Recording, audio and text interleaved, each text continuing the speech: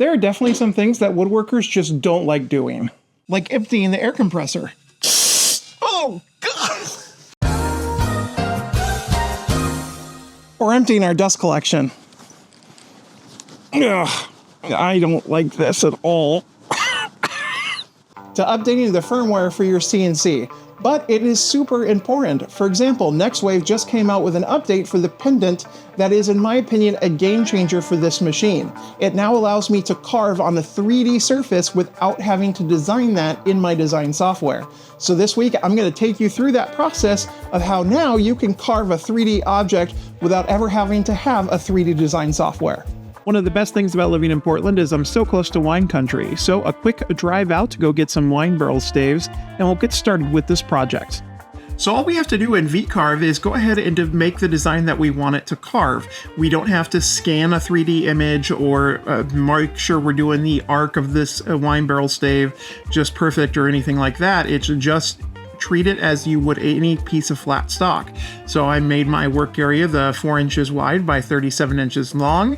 I did my quick little design here, and I'll go over to my tool path, and just like I would with a normal V-carve, I'm going to come over here. I'm not going to set a flat depth. I'll go ahead and calculate it. And there we go. I've got my calculation. So now I'll save this, and now we need to go out to the CNC to cut it out, but to first do our virtual zero. I'll go ahead and put the G-code into the pendant using a thumb drive and open up the virtual zero. Next, I'll need to do 0 points across the entire work surface and then start the spindle and get it carving.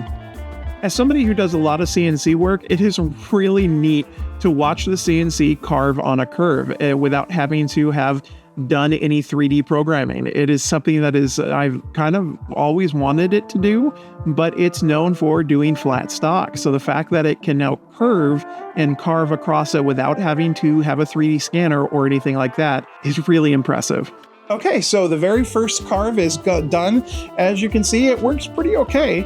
There's a couple of things I learned. So first of all, I did the original 0 point in the center across all the way around the middle.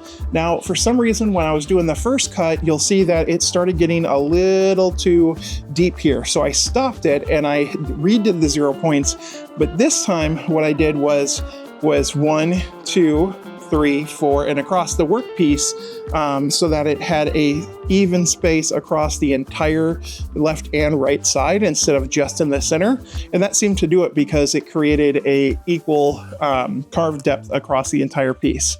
Now, the other thing is you'll notice this is a little off center. That's just my own fault for not centering the piece properly. So I'm going to do that again. And this time, I think in Vectric, I'm going to use the center of the workpiece as the start point instead of the bottom left.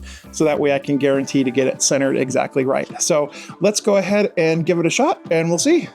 Next, I wanted to go ahead and try carving the inside of the barrel stave where the red wine touches, so it would create this beautiful contrast. To do that, I'm going to have to do some creative hold-down methods. So I'm using some blue tape and some CA glue to hold these blocks in place that I can then screw into. Anybody else have to use pliers to get their super glue open every time they need it because the cat keeps super gluing itself to itself? No? Just me? Great. I'll then go ahead and screw in the wine barrel stave so it stays in place into the blocks that I just glued down. And then I'll go ahead and do all 22 points for the 0Z, which does take a little bit of time. And then I'll get the CNC running on this stave. While that's carving, I'll go ahead and take the first one over to my blowtorch, and I'm just going to blowtorch it just to darken around the carving. It just brings out a little bit of contrast for the display piece here in the shop. The carving took about 33 minutes on the CNC. Once it's done, I'll go ahead and unscrew it and bring it over to sanding, which means it's time for this week's Sanding Thoughts with Duffey Woodcraft. The earliest evidence of humans drinking wine is back in Georgia in 6000 BCE. It wasn't until about 300 AD that wine barrels came on the scene. The Romans were inspired by the Celts of Central Europe who used wooden barrels to store beer and mead. The Romans who were using the clay pots realized that barrels, particularly made from oak, were more practical and much sturdier in long voyages. Over time, winemakers realized that the longer the wine was in an oak barrel, it not only stored the wine, but imparted desirable qualities, leading to the practice of barrel aging. Today, oak barrels remain a crucial part of winemaking. Modern winemakers experiment with different types of oak, the amount of char inside the barrel, and barrel sizes to achieve desired wine characteristics. Something I hear from a lot of people is that buying a CNC is intimidating, or once they have it, it's very daunting because they don't know what to do. Well, luckily, there's a CNC community online that will help you learn how to use it from day one. CNC With Me is really an amazing tool and a place for you to learn how to use your CNC from start to finish. With over 900 members at this point, there's tons of people to learn from and ask questions, which is really great because it truly is a community. You have a bunch of people that are here to learn from each other and help each other out.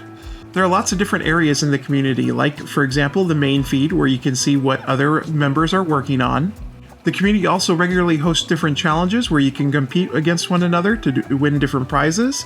There are digital meetups as well where you can come and, like for my meetup, I run a hangout session, which is just get together, shoot the breeze, and talk about what's on our bench. There's a community help desk meeting as well where you can come and ask questions and get help from the community. Hamilton hosts a bi-weekly get-together and talk about projects and what's upcoming on CNC With Me. There is a design lab where you can shoot ideas and help each other design different projects.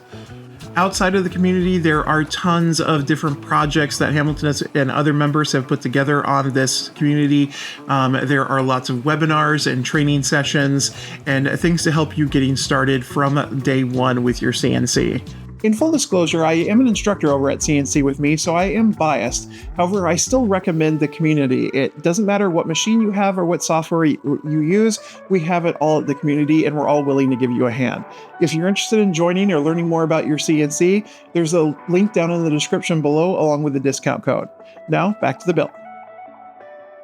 Now I'll do a little bit of a boogaloo as I shake up my spray finish. It's then just 2 coats of spray lacquer to finish these pieces up.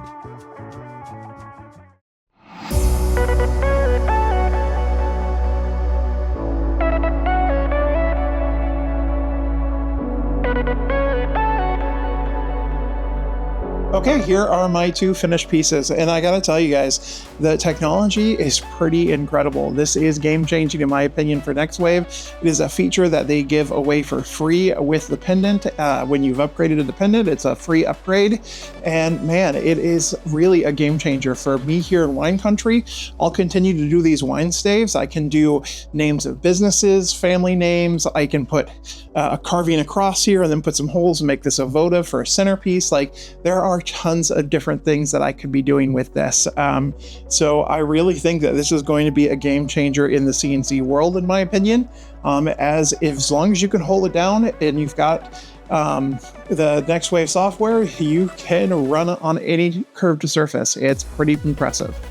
That said, thanks guys so much for watching. Make sure you like and subscribe to this video. It really helps my channel grow. And until I see you again, bye-bye.